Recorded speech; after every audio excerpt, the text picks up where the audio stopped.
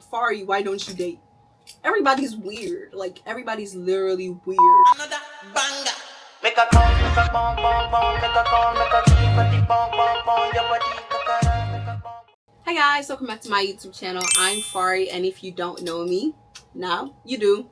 I'm Fari, and this is my channel. I do basically everything, yeah, makeup, lifestyle, anything you want. Your girl's got it for you. Tips, I got it. I believe that there is different versions or different outcomes that come from a person, and that comes from the reality that you live right now. What you do right now affects what's going to happen in the future. I have my life planned out in a certain way. You know, the TikTok trend, people are like, oh, plan A is this, and then plan B is this. In my plan A, there is a version of me that is married. And that version of me is married by like 25. You know what I mean? So by that version of me, if I'm supposed to get married at 25, I'm supposed to already have a boyfriend by 20. Mind you, your girl's never had a boyfriend. No.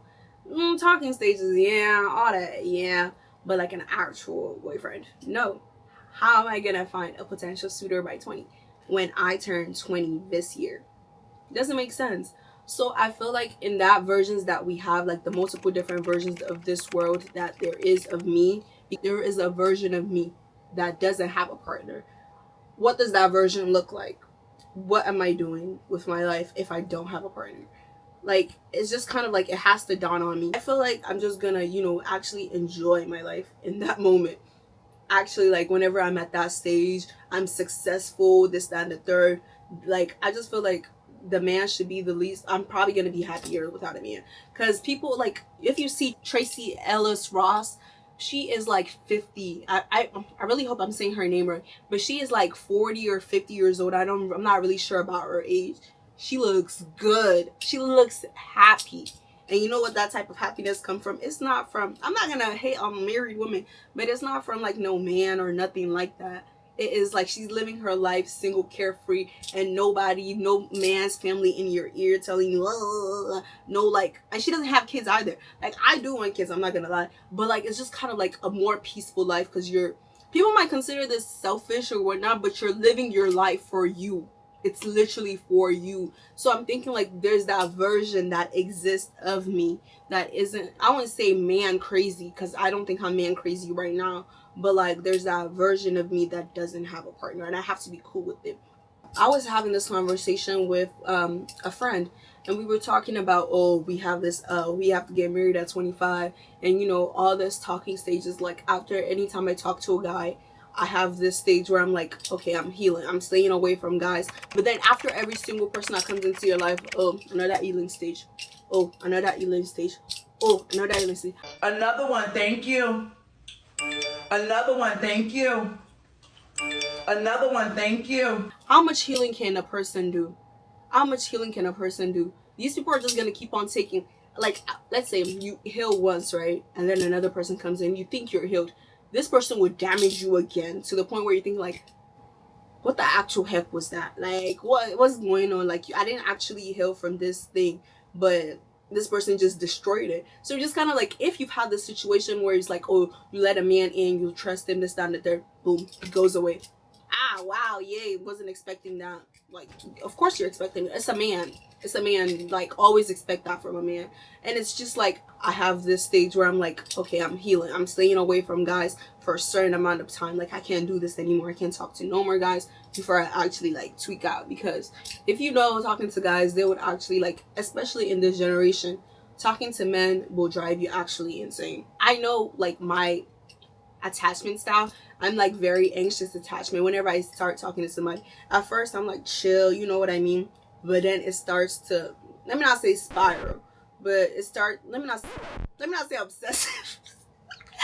I'm saying let me not say, but I'm actually saying, but like it starts to like spiral. It starts to become a little bit obsessive, but like not actually obsessive, because like I tame it to a certain extent, but like I'm like very anxious about it. Like, I feel like it's just basic communication at this point, and I feel like when you're talking to a person, you don't have to beg for that certain thing. You don't have to beg for communication.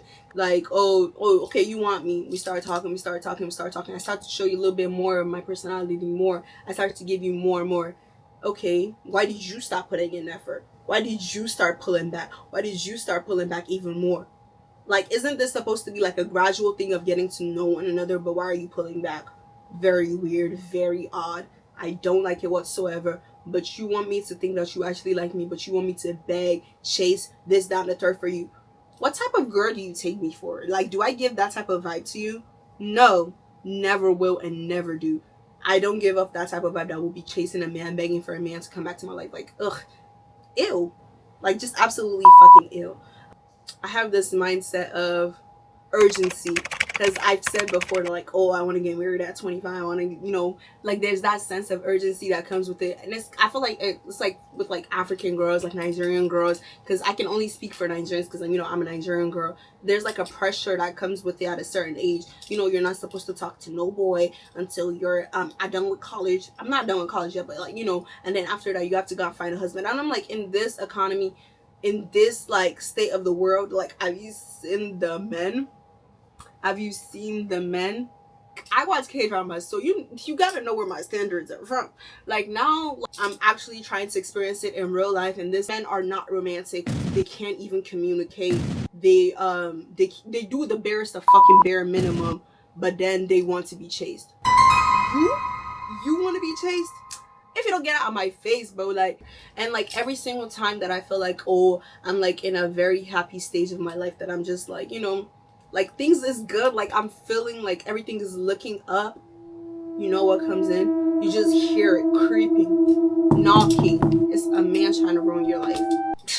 It's a man trying to ruin your life. And I'm not anti-man or anything like that, but it's really just like, in my personal situation, that's how it's always been.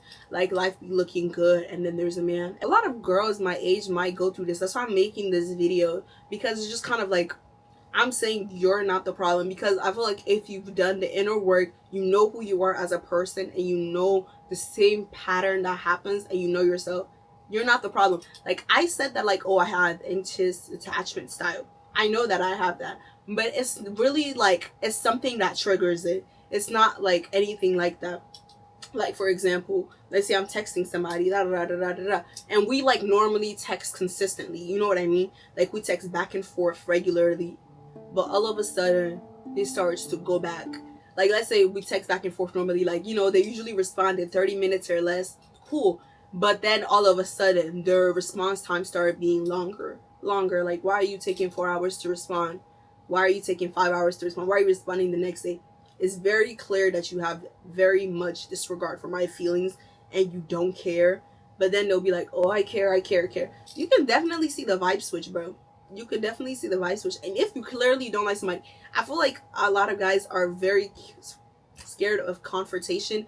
Like, you can even see it in shows like Love Island. Like, the guy Taylor, he clearly was not attracted to Landry, but he kept her on, he led her on through all that nonsense.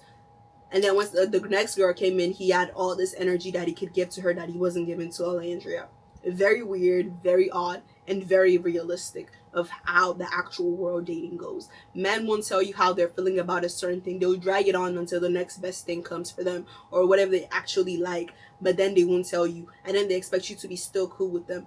Like, no, actually, you're very weird and a very odd individual. Like, you're an extremely odd individual. And like Amaya said, like, I don't play that. Like, if you don't like it, just freaking say it. You know what I mean? If you're not feeling the text anymore, if you're not feeling the vibe anymore, you can definitely tell. Like, if you're not sure that you don't like somebody anymore, but you can tell that you don't want to put in energy anymore, I'm sorry, you don't like the person anymore. And I feel like you have to be okay with it. But like, guys want to put on this fake front of like being nice guys. You're actually not a nice guy. A nice guy would have ended things whenever he knew that he didn't have feelings for a specific person.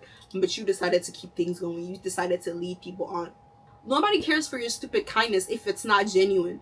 Like, you're just fake. You're literally fake as fuck, and you're trying to act like you're actually like a nice guy. That's why I don't fuck with guys that are like, oh, I'm not such a nice guy. Nice guy finished last. Nice guy. Shut the fuck up. You're not actually nice. You're actually very weird. Very odd individual. Just odd.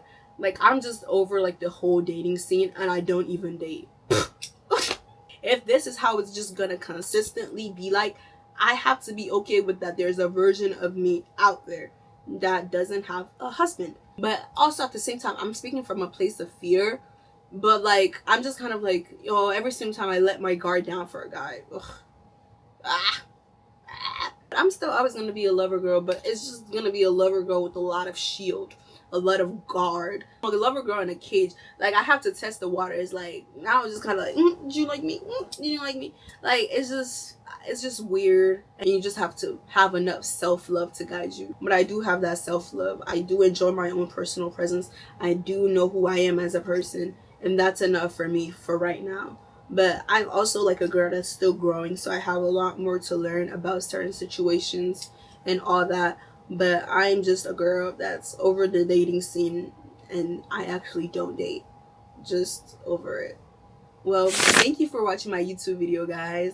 This might have just seemed like a yap session to you guys with no actual guidance, but like I enjoy making videos like this where I'm talking to you guys and having actual conversations about things that I've been thinking about. It's like a video journal.